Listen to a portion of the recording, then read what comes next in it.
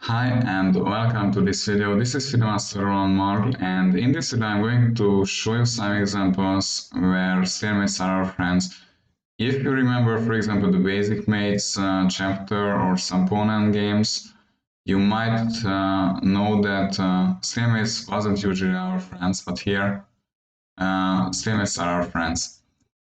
And if we look at the first position, you can you have seen something similar with the outside pass pawns, but this time it's different because if you try to play in the spirit of the outside pass pawn position as a king f6, there's king h7, and you can collect those pawns, that's very much true.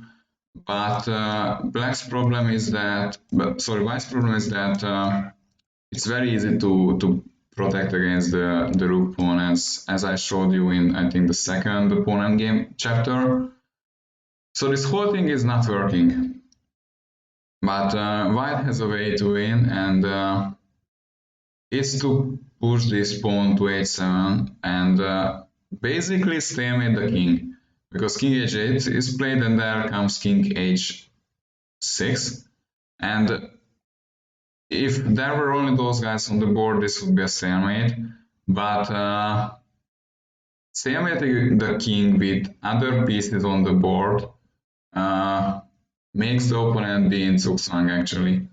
And it's a common technique to win games. And here, unfortunately for black, he has a move which is b5. And then just a b5, and there can come a4. And the pawn race is won by white because he can even troll a bit black and promote the rook and checkmate like this. And if he wants to be very much troll, he can also play king to g6. And after white queens, he can promote and still win the game. So here I just wanted to show you that stalemating the opponent king can make full point actually if the opponent gets into a zugzwang. So the second position, it's also white to move, and this pawn looks very much quick, and this pawn can be taken, so you feel that you should be in trouble as white, but actually you are not. First of all, you wanna defend your pawn because that's a strong pawn. King c7 is a threat, so he has to play with king. Black has to play king d8, and here comes the first very important move. So you see that you are on the verge of losing the game, so you want to do something, and your only chance is the stalemate trick. And a possible stalemate trick that you can see is that your king is here and the opponent king is here. If you can reach such position, it's a stalemate, and we will be able to reach this position. If you want, you can even stop the video. The correct move for this is king to d5. If you try to play with king d6, there can come g4, and it's just promoting. So king d5 is the correct move, staying in the square of the pawn. So that's a g4, king e4 is equal because we can reach the pawn. So black just takes the pawn because it was free.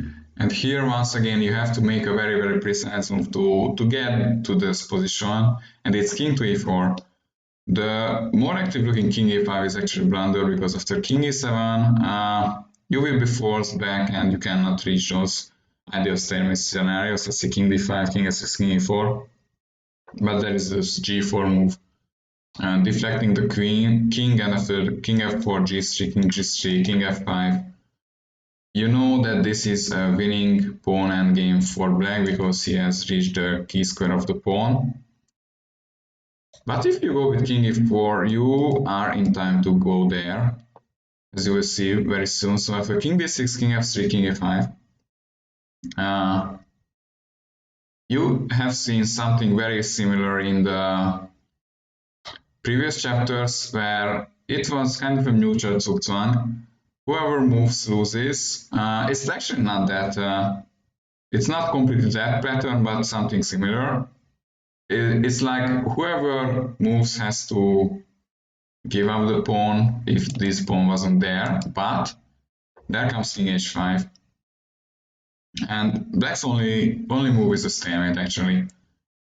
And by the way, this was a study, and usually I don't wanna show studies to you because I don't find them so practical, but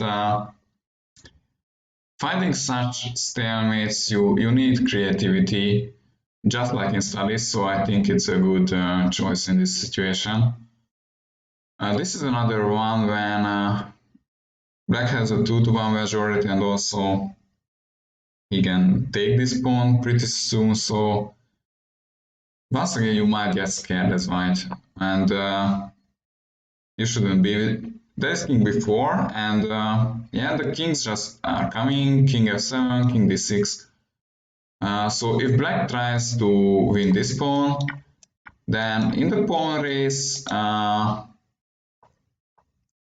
will just scroll, and it's equal because both sides could queen. So the pawn race is not a worry, but there is the move king e8. And here you start questioning yourself how to really draw this position. C5 is the correct move here, and the point is that after king d8, your king has only one square to go to, and it's e5. So if you force black to control e5, it's a stalemate, and you are happy because you are losing in this endgame. And for this reason, you have to play f6, because the pawn can promote somehow if black doesn't take, so he has to take, but it's a stalemate. By the way, king e5 would have been a terrible blunder, because after king e7, black is the one who can step into the opposition, and he can create a pass pawn with d6 and then win this pawn. So something like so king e4, d6 takes, king d4, c5, and this is just completely winning for black. So that's why king e5 would be losing, but if you are creative enough, you can fight such f6 moves. And the last example for this video is this study when once again you are in big trouble, it seems, because the pawn can just win. But actually, white is folding, and he even has winning chances here. So if you want, you can even try to guess the correct move. It's f4, being ready for stalemate ideas, but also being ready for even promoting the pawn, because a5 would be a blunder actually. And after f5, g takes f5, there can come a very powerful move. Gf5 wouldn't be good because the king is in the square. But here in this position, there is move h4, and you can create those pass pawns, one of those pass pawns when the king cannot reach the square, and it's actually winning for white. It would be a winning king and pawn angle. So let's say he tries with a4 because he wants to queen as black, but there comes hg5, a3. It's very important to not go with h5, because then you would lose the game simply because of the fact that if you queen, oops, the black king, black queen can take your queen. But instead, there is the move hx g5, and the g8 square is perfectly safe for white. So in the pawn race, we get to this queen and pawn endgame when these two pawns up is just completely winning for black. For white, sorry. It requires some technique, but it's winning.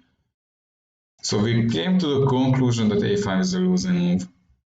So black realizes that he tries to be in the square of those guys, so he goes with king to c7. But there comes simply f takes g5, and now you are setting up your self-stalemate, because after a5, king to g3, a4, king h4, a3, and g3. Yeah, black can go with a2, but you have self-stalemated yourself, and it's just a draw this way. So That was it for this video. I hope you liked it. Feel free to like, share, or subscribe. I will be back with some more Pwnell games, and we will leave them soon actually. So thank you very much for watching, and bye bye.